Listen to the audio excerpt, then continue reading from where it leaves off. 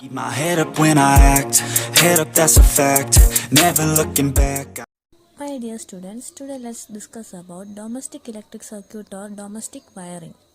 Electricity is generated at the power station. It is brought to our home by two thick copper wires or aluminum wires fixed over tall electric poles. From the electric pole situated in our street, two insulated wires come to our house. One of these wires is called live wire, which is having a potential of 220 volts, whereas the other wire is called neutral wire, which is having a ground potential of 0 volt. The two insulated wires coming from the electric pole enters the main fuse and then the meter, which records the electrical energy consumed by us in the units of kilowatt hours. Two wires coming out of the meter are connected to a main switch, which is used to switch off the electric supply when required. After the main switch, there is another fuse in the live wire. This is called consumer fuse. Usually, there are two separate circuits in a house. The lighting circuit with a 5 ampere fuse and the power circuit with a 15 ampere fuse. The lighting circuit is for running low power rating devices such as electric bulbs, tube lights, fan, radio, TV, etc. which draw small current. On the other hand, power circuit is for running high power rating devices such as iron, room heater, AC, electric stove, refrigerator, etc. which draw heavy current. The lighting circuit and the power circuit in our home is connected in parallel so that if one circuit blows off, the other circuit keeps on working. In a household wiring, there are three wires, a live wire or a phase wire, then a neutral wire and earth wire.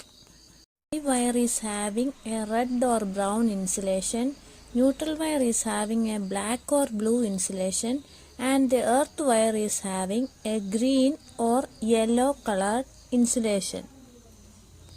What is the use of earth wire or what is earthing? We have already learned about earthing in 8th standard. Earthing means to connect the metal case of electrical appliance to the earth by means of a metal wire called earth wire.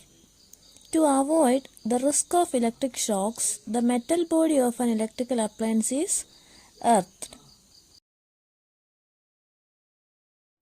An extremely large current can flow in domestic wiring under two circumstances.